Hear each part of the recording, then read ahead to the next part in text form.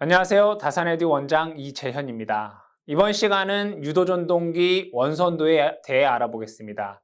이 유도전동기 원선도를 다른 말로 헤일런드 원선도다라고 얘기를 합니다. 이 헤일런드 원선도라고 하는 것은 이 유도전동기 시험 시 실제 부하를 걸어놓고 시험하지 않고도 이 전류에 대한 벡터를 갖고 전동기 특성을 쉽게 알 수 있는 방법이 되겠습니다. 그래서 이번 시간에는 헤일런드 원선도를 작성하기 위한 시험 3가지와 그 다음에 헤일런드 원선도를 작성하는 방법이 있겠지만 이 방법에 대해서는 여러분들이 크게 중요한 것이 아니기 때문에 이 방법에 의해서 작성된 이 헤일런드 원선도를 해석하는 이 방법에 대해서 알아보겠습니다. 먼저 첫 번째로는 헤일런드 원선도를 작성하기 위한 시험 3가지입니다.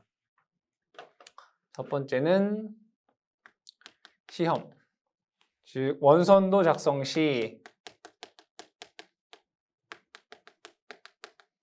필요한 시험법 3가지가 되겠습니다. 첫 번째는 저항 측정이 되겠고요. 두 번째는 무부하 시험, 세 번째는 구속 시험 이렇게 합니다. 구속 시험. 그럼 이 3가지에 대해서 각각 하나씩 알아보겠습니다. 문제에서는 원선도 작성 시 필요한 시험이 아닌 것은 이런 식으로 출제가 되겠죠. 그래서 저항 측정, 무부하 시험, 구속 시험이 아닌 것을 여러분들이 찾아주시면 됩니다. 자, 첫 번째로 저항 측정에 대해서 보겠습니다. 이 저항 측정은 일반적으로 유도전동기 1차 고정자의 저항을 측정한다라고 보시면 되겠어요. 고정자 저항. 만약에 이 고정자가 Y결선 되어 있다라고 보겠습니다. Y결선이 이렇게 되어 있고, 자, 이렇게 되어 있다라고 했을 때, 자, 직류로 저항을 측정을 합니다. 직류로 저항을 측정을 한다. 그러면 여기에 있는 저항을 R 측정을 할 것이고요. 또 여기간에도 저항 R 측정을 할 것이고요. 여기에도 저항 R을 측정을 합니다. 그럼 3번의 저항을 측정할 수가 있겠죠. 즉 R, 3번을 측정해서 평균값을 냅니다. 이거에 대한 뭐를 낸다? 평균값. 그럼 R, Y는 자, 요것의 평균값 R이 되겠죠. 그쵸? 근데 여기 보시면 이 R이라고 하는 것은 얘와 얘의 저항간인 거고 얘도 얘와 얘 간의 저항인 거고 얘도 얘와 얘 간의 저항인 겁니다. 그러면 실제 이 하나의 저항은 그 값의 2분의 1인 거죠. 그러니까 2분의 1의 R이 될 것이고요. 자, 우리가 이 헤일런드 원선도를 작성한다라고 하는 것은 이 유도전동기의 등가이로를 그린다라고 볼 수 있습니다. 그럼 등가이로라고 하는 것은 유도전동기가 실제 운전 시가 되겠죠. 그럼 이 실제 운전을 하고 있다라고 하는 것은 건선의 전류가 흐른다는 얘기고 건선의 전류가 흐르면 열이 발생합니다. 그럼 열이 발생하면 온도는 상승하겠죠. 즉, 이 유도전동기가 전격으로 운전해서 온도가 상승됐을 때의 저항값이다라는 것을 알 수 있습니다. 그럼 얘를 그 온도에 대해서 환산을 해줘야 됩니다. 그래서 환산은 어떻게 하느냐? 234.5 플러스 T. 자, 여기서 T라고 하는 것은 현재 측정 시의 온도가 될 것이고요. 그럼 얘를 234.5 곱하기 T. 이 T라고 하는 것은 기준 온도입니다. 즉, 이 유도전동기가 전격 운전하고 있을 때 건선의 온도다라고 보시면 되겠죠. 일반적으로 이 온도는 75도씨 정도다라고 우리가 보고 있습니다. 이 방법으로 저항을 측정을 합니다. 즉, 고정자의 건선 저항을 측정할 수 있다. 이 식 자체를 여러분들이 아실 필요는 없고 저항 측정으로 인해서 유도전동기의 등가이로 저항값을 구할 수 있다라고 보시면 되겠습니다. 자, 두 번째는 무부하 시험입니다.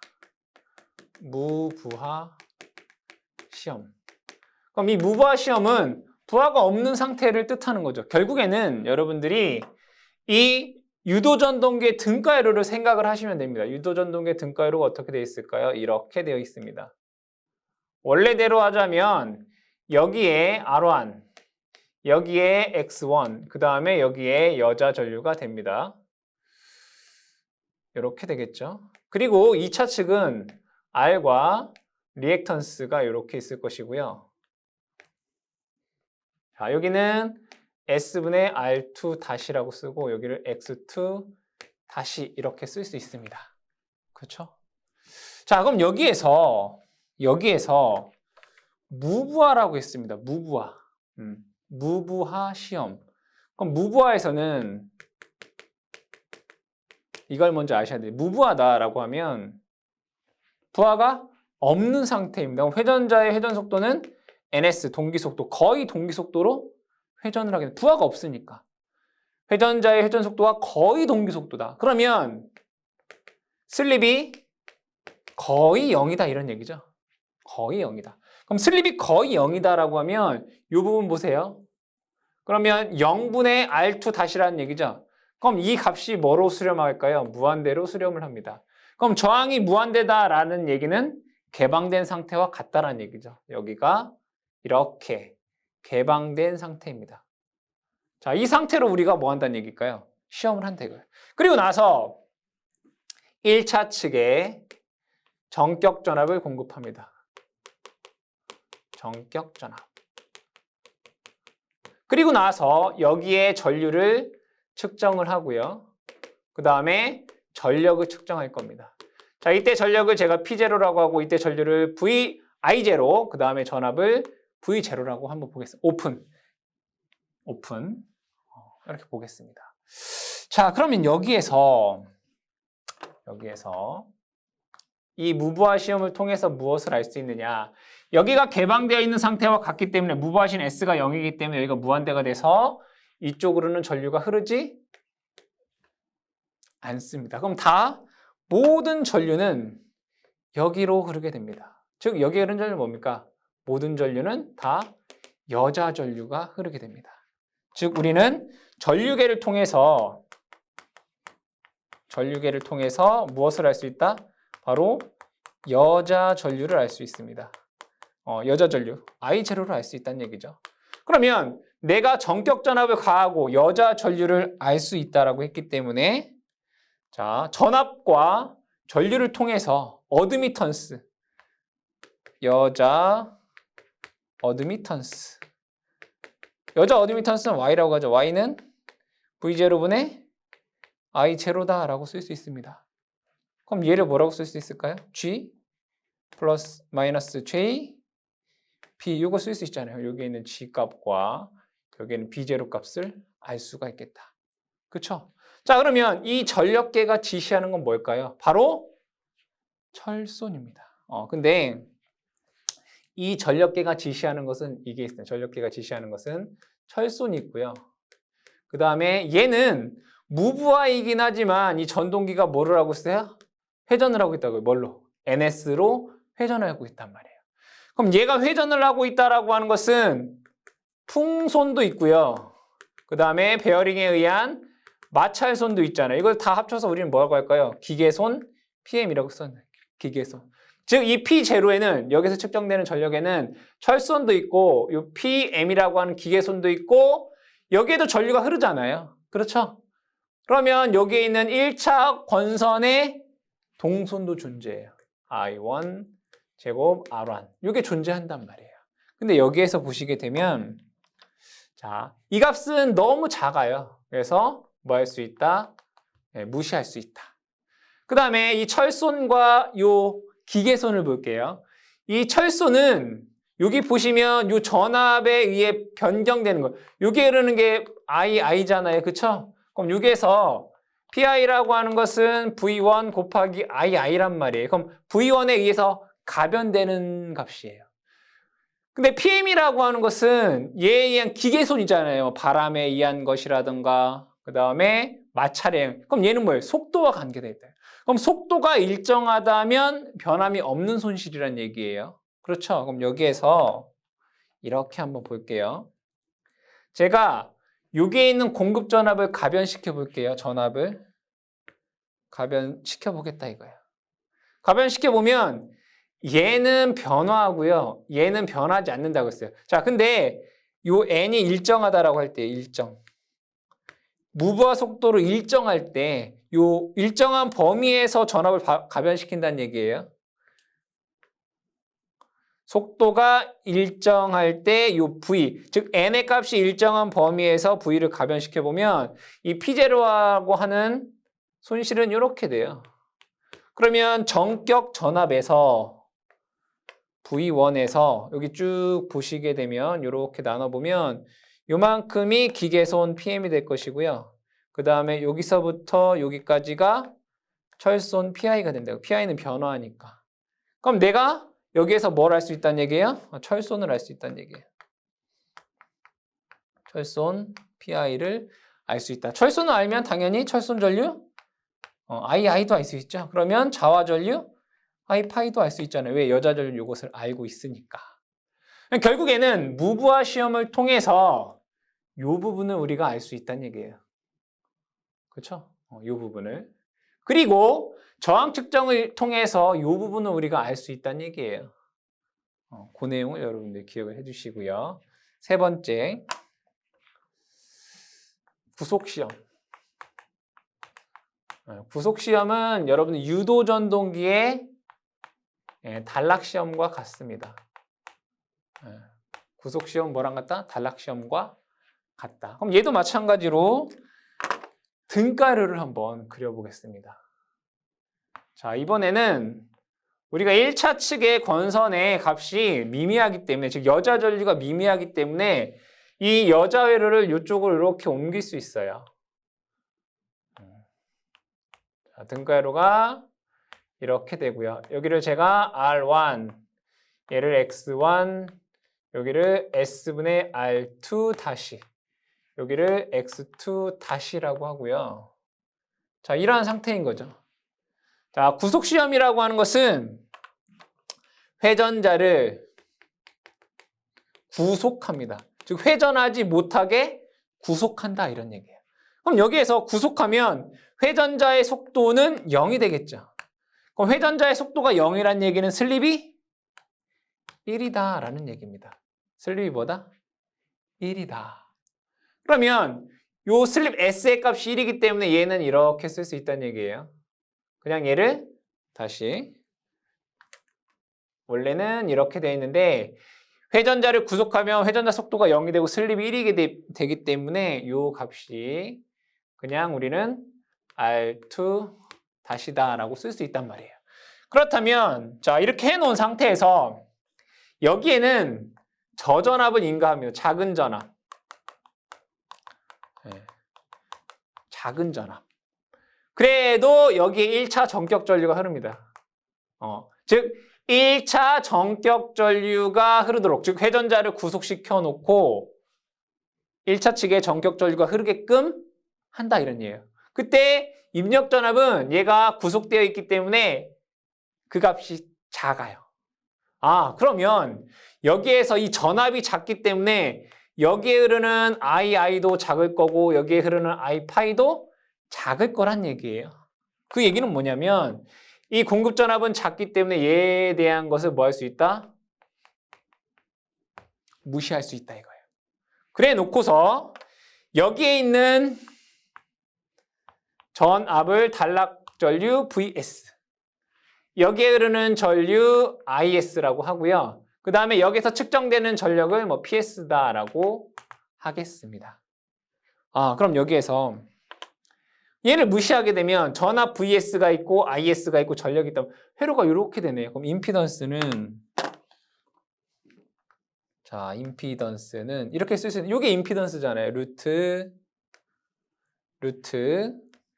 R1 플러스 R2 다시의 제곱 플러스 X1 플러스 X2 다시의 제곱, 이런 식이 돼요. 근데 이 임피던스라고 하는 것은 전류분의 전압으로 쓸 수 있어요. 그렇죠? 쓸 수 있다고요. 그러면 요 임피던스 값은 내가 전류 값과 전압을 가지고 임피던스는 이미 알 수 있어요. 내가 이 값을 알고 있다고요. 그렇죠? 자, 그 다음에 동손을 볼게요. 동손 여기에서 생기는 손실이네. R1과 R2에서. 그게 뭐예요? 이 전력계가 지시하는 거죠. 여기 PS란 말이에요. 즉 구속 시험을 통해서 단락성을 통해서 우리가 뭘 할 수 있다? 동선을 알 수 있다. 그럼 동선은 식으로 쓰면 이렇게 되나요? I1 제곱에 R1 플러스 R2 다시 이렇게 쓸 수 있잖아요. 그쵸? 전류를 알고 저항의 값에다가 이렇게 곱하면 동선 알수 있어요. 그럼 내가 여기서 동선 알고요. 이 IS 값 내가 알잖아요. 전류계가 측정했으니까. 그쵸? 저항 측정을 통해서 우리가 R1 값 알 수 있었어요. 그쵸? 저항 측정 시험을 통해서. R2 그럼 알 수 있겠네요. R2 다시. 그쵸? 그럼 여기를 통해서 동선을 알 수가 있고 R2 다시를 알 수가 있어요. 그죠? 그럼 내가 여기에서 R1, R2 다시 알고 있어요. 임피던스도 알고 있어요. 이거에 의해서. 그럼 뭘 할 수 있어요? 이걸 알 수 있다고요. X1 플러스 X2 다시라는 값을 알 수 있어요. 근데 이 값 전체는 알 수가 있는데 누설 리액턴스는 1차 측과 2차 측에 대한 누설 리액턴스를 알 수 있는데 얘네들에 대해서 각각의 X1이라든가 X2 다시를 각각을 알기는 어렵습니다. 근데 우리가 굳이 뭐 구분해야 된다라고 하면 비율에 의해서 구분할 수 있지만 명확하게 X1, X2 다시를 알 수는 없다. 어쨌든 이 구속 시험을 통해서 여러분들이 결국에는 뭘 알 수 있다는 얘기예요? 여기에 있는 것을 알 수 있다 이런 얘기예요. 여기에 있는 것을. 그러면 저항 측정 시험, 그죠? 그 다음에 무브화 시험, 그 다음에 구속 시험을 통해서 유도 전동기의 등가 회로를 그릴 수 있구나.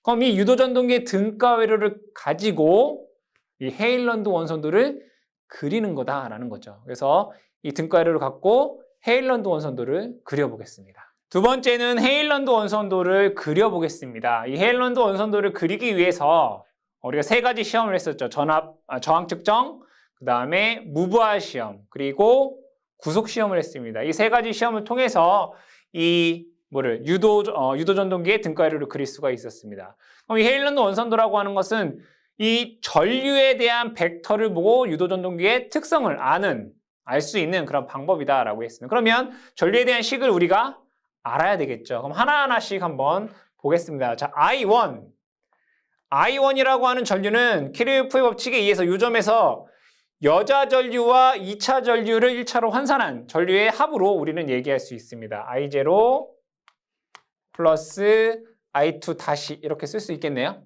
그럼 여기에서 여자 전류 I0라고 하는 것은 철손 전류와 그 다음에 자화 전류 I 파이로 쓸 수가 있습니다. 그쵸? 근데 여기에서 여러분들이 이 철손 전류라고 하는 것은 전압과 위상이 같은 성분이고 얘는 자화 전류는 전압보다 위상이 90도 느린 그런 전류가 됩니다. 그 다음에 I2 다시라고 하는 것을 식으로 한번 적어보게 되면 이렇게 쓸 수 있겠네요. 임피던스가 얘가 임피던스잖아요. 그죠? 루트 천천히 R1 플러스 S의 R2 다시의 제곱 플러스 X1 플러스 X2 다시의 제곱의 V1 이렇게 쓸 수가 있습니다. 그러면 이것을 가지고 헤일런드 원선도를 그려보겠습니다. 원래 헤일런드 원선도 작도법은 다르게 작성하는 거지만 여러분들의 이해를 돕기 위해서 조금 그려져 있는 걸 가지고 해석하는 거에 대한 내용이니까 여러분들이 실제 그리는 것과 조금 다르다라는 것은 이해를 해주시기 바랍니다. 자, 이렇게 가로축, 세로축을 보겠습니다. 자, 이렇게 가로축, 세로축을 그리고 여기는 전압 벡터. 근데 여기서 말하는 전압 벡터라고 하는 것은 자, 이쪽 방향은 세로축을 전압과 위상이 같은 전류예요. 그러니까 결국은 어떤 유효 전류다라고 보시면 되겠습니다.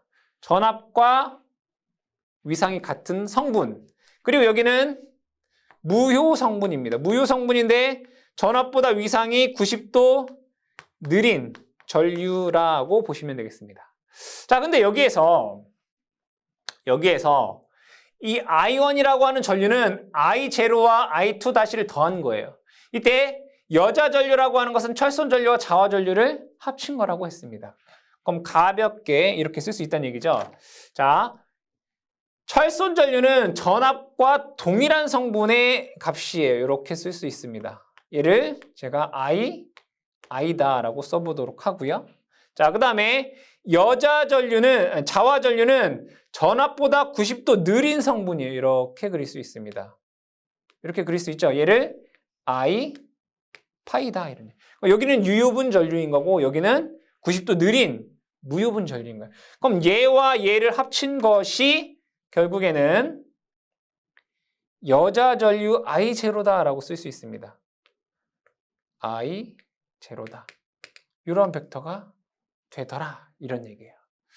자, 그 다음에 I2를 그려보겠습니다. I2 다시. 그럼 I2 다시에 대한 식을 제가 다시 한번 적어보겠습니다. I2 다시는 루트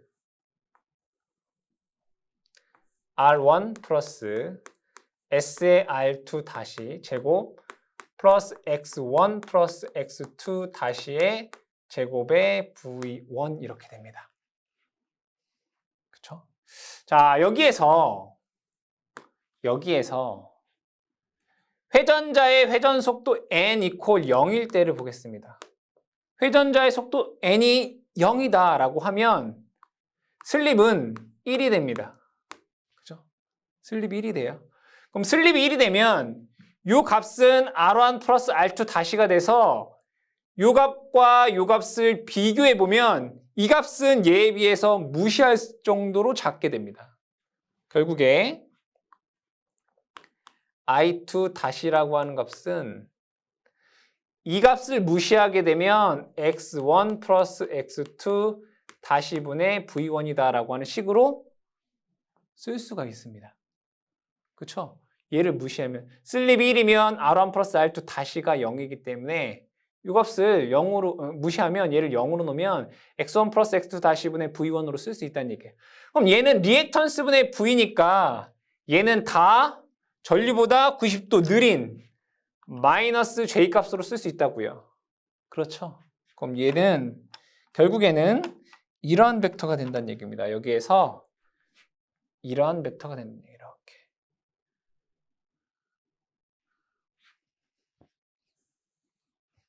이렇게 된다.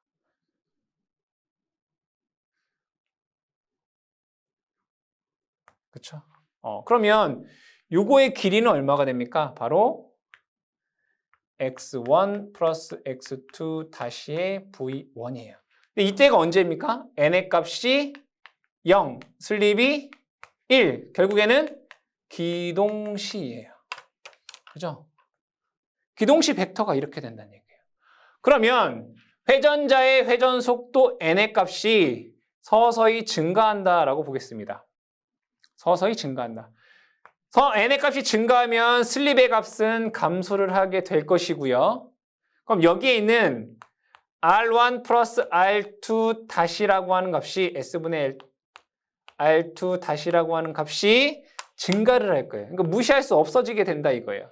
그러면 S값을 1에서부터 결국에는 어디로 증가하겠어요? n의 값이 ns가 될 것이고 s가 0이 될 것이고요. 그럼 얘가 0이 되면 여기는 무한대가 되잖아요. 그렇죠? 여기가 무한대가 된다면 S값이 0이 되면 여기가 무한대분의 V1이 되기 때문에 I2 다시라고 하는 값은 0으로 수렴하게 돼요. 즉 결국에는 이 속도가 증가할수록 I2 다시라고 하는 궤적은 얘가 어떻게 되냐? 바로 이런 반원이 돼요. 이렇게. 이러한 반원이 된다 이거예요. 이렇게. 그럼 결국에는 요 점에서는 뭐란 얘기입니까? 슬립 S가 0이란 얘기예요. 회전자 속도가 동기 속도 NS가 된다는 얘기예요. 즉 여기에서 기동시는 요기였다가 전체 전류가 요기였다가 얘가 슬립이 증가할수록 그러니까 회전자 속도가 0으로 될수록 이렇게 벡터가 이렇게 된다는 얘기예요. 이해되시죠? 여기 헤일런드 원선도가 되는 거예요. 자, 이때 조금 더 자세하게 보면 우리가 시험법 중에 이런 게 있었어요. 구속시험. 구속시험이 있었죠. 그럼 구속시험지 전압 vs, is, 동선, ps 이런 게 있어요. 그쵸? 그럼 그때 구속 시험을 했을 때 전류값 IS가 있을 거 아니에요, 그죠? 구속 시험을 했을 때 IS라는 게 있었을 거란 말이에요. 그럼 이 어딘가에 요점에 IS였다 이거예요, 벡터가. 구속 시험 시 전류 벡터. 그럼 얘를 여기를 여기서부터 여기까지 이어보면 자, 이렇게 이을 수 있습니다. 자, 이게 구속 시험 시 IS다 이거예요. 자, 그럼 구속 시험을 했을 때 PS가 뭐였죠? 동손이었다고요. 뭐였다고요? 동손. 그럼 얘를 자, 이 세로분이 뭐라고 했죠? 유효분이라고요. 그럼 얘를 이렇게 나눠보면 얘가 다 전압이랑 얘랑 곱한 게 뭐예요? 동손인 거죠. 그럼 이 동손에서 여러분들 무엇을 알 수 있냐면 이 동손은 R1 플러스 R2 다시잖아요. I1의 제곱에 R1 플러스. 그럼 여기에서 요만큼의 길이가 R1 플러스 R2 다시란 얘기예요. 그럼 얘에 대한 비율이 1대2다 또는 뭐 2대1이다 뭐 이렇게 나눌 수 있겠죠. 그럼 얘를 나눠볼게요. 요거의 비율대로 R1 대 R2 다시 비율대로 나눈다. 왜 구속 시험 시 슬립이 1이어서 얘는 R1 플러스 R2 다시잖아요, 그냥. 그럼 R1과 R2 다시 비율로 그대로 나눠요. 그리고 나서 요점과 그대로 입습니다. 이렇게 이어요. 자, 또한 요점과 또 요점을 이렇게 이어요.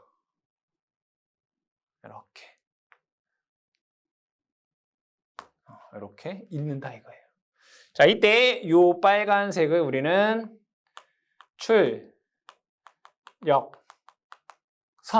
이렇게 얘기를 하고요. 요 하얀색을 뭐라고 하냐면 얘를 토크선 이렇게 얘기를 해요. 자, 그 다음에 이 유도전동기가 어떠한 슬립, 보통 슬립 S가 0.1에서 0.3 사이에서 뭐 전격 운전을 하잖아요, 그죠? 대략적으로 이러한 슬립에서 운전을 하더라 이거예요. 즉, 이 유도전동기가 전격 운전 시 그래프로 그려보면 우리 토크 그래프가 어떻게 돼 있죠? 여기가 n equal 0이고 여기가 ns라고 하면 토크 그래프가 이렇게 돼 있잖아요, 그죠? 그리고 부하 토크가 뭐 이렇다라고 하면 여기에서 뭐 슬립 S가 있을 거 아니에요. 얘에서 요 상태에서 전격 운전을 했을 때 I1이라고 하는 전류가 있겠죠. 그렇죠? 그 전류의 벡터가 예를 들어 이거다.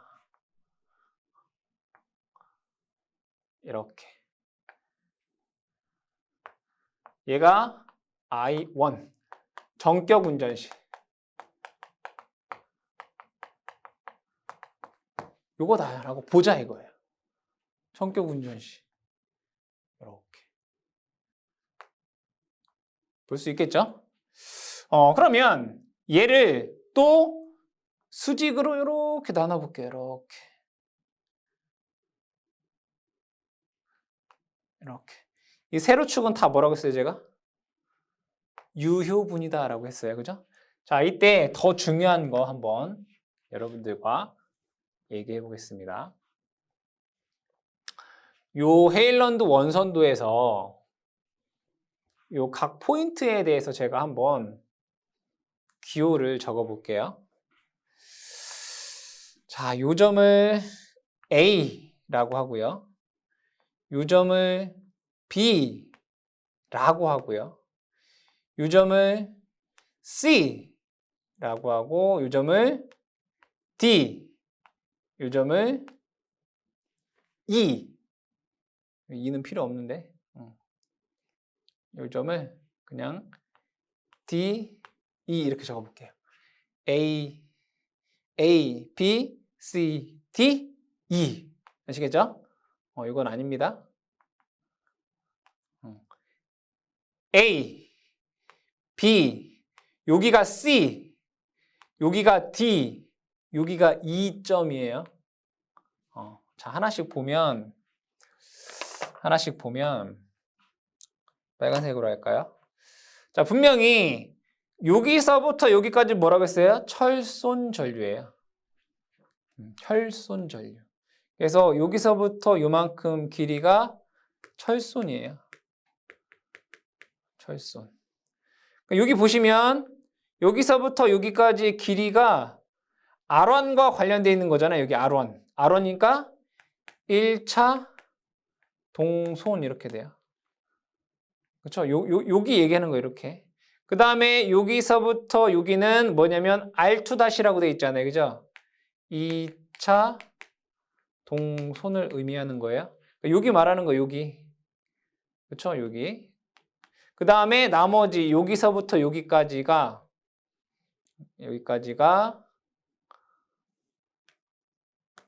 여기를 의미하는 거예요. 기계적인 출력을 뜻해요. 아시겠죠? 그럼 여기에서 하나하나씩 적어볼게요. A, B가 뭐라고요? 철손. 선분 A, B가 철손이구나. 그쵸? 선분 B, C의 길이가 1차 동손이구나. 선분 C, D가 뭐예요? 2차 동손이구나. 맞나요? 그 다음에 D, E가 기계적인 출력이구나.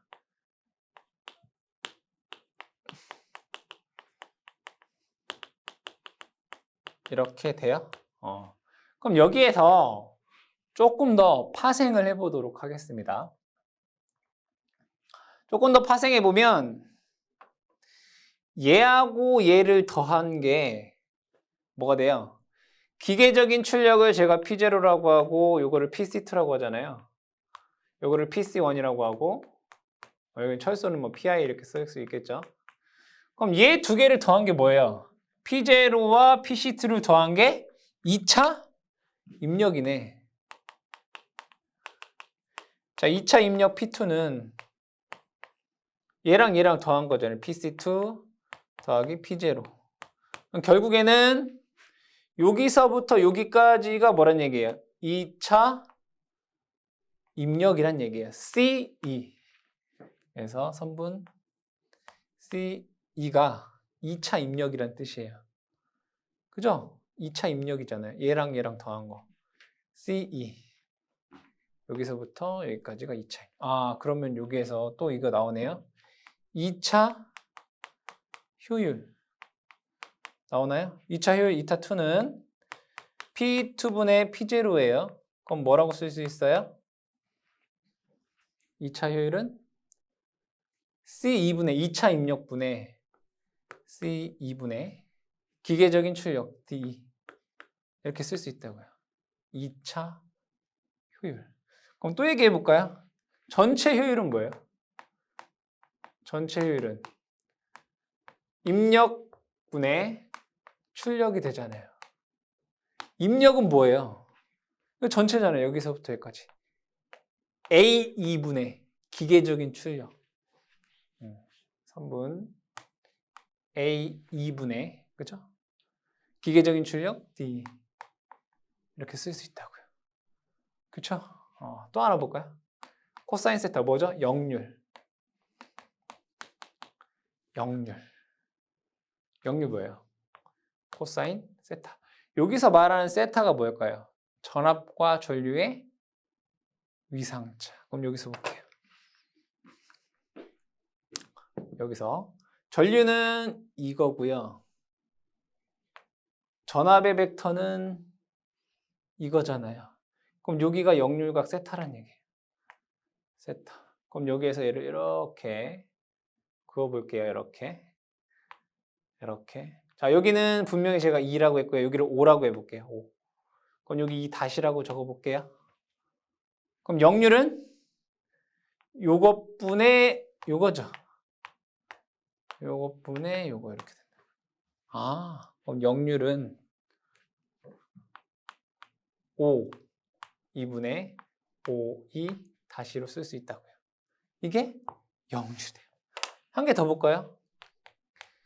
최대 역률 코사인 세타 맥스 한번 볼게요. 코사인 세타 맥스는 얘가 이렇게 수직이 될 때예요. 이렇게 여기 중점과 수직이 될 때거든요. 이렇게 수직이 될 때. 그러면 여기에서 이 삼각형과 이 삼각형이 닮은 꼴이 돼요. 근데 여기에서 요거까지는 여러분 그냥 참고로 보세요. 여기가 길이가 얼마였죠? 이거였다고요. 그럼 여기서 여기까지 길이는 x1 플러스 x2 다시 분의 v1이 돼요. 그 2로 나눈 게 요거의 길이고 요거의 길이는 b0가 돼요. 그래서 그 정도까지만 얘기를 하고 어쨌든 최대 역률은 얘가 이렇게 돼서 이게 수직이 될 때예요. 그 정도만 할게요. 여러분들이 궁금하신 분들은 전공책을 보시면 될 것 같고 자, 한 가지 더. 자, 여러분들 교재에 뭐가 되어 있냐면 이 원의 지름, 그쵸? 헤일런드 원선도에서 원의 지름은 뭐라고 되어 있어요? 누설 리액턴스의 반비례하고 V1 공급 전압에 비례한다고 했죠. 원의 지름이 얼마였어요? 아까 x1 플러스 x2 다시 분의 V1이었잖아요. 그래서 이렇게 써 있는 거죠. 누설 리액턴스의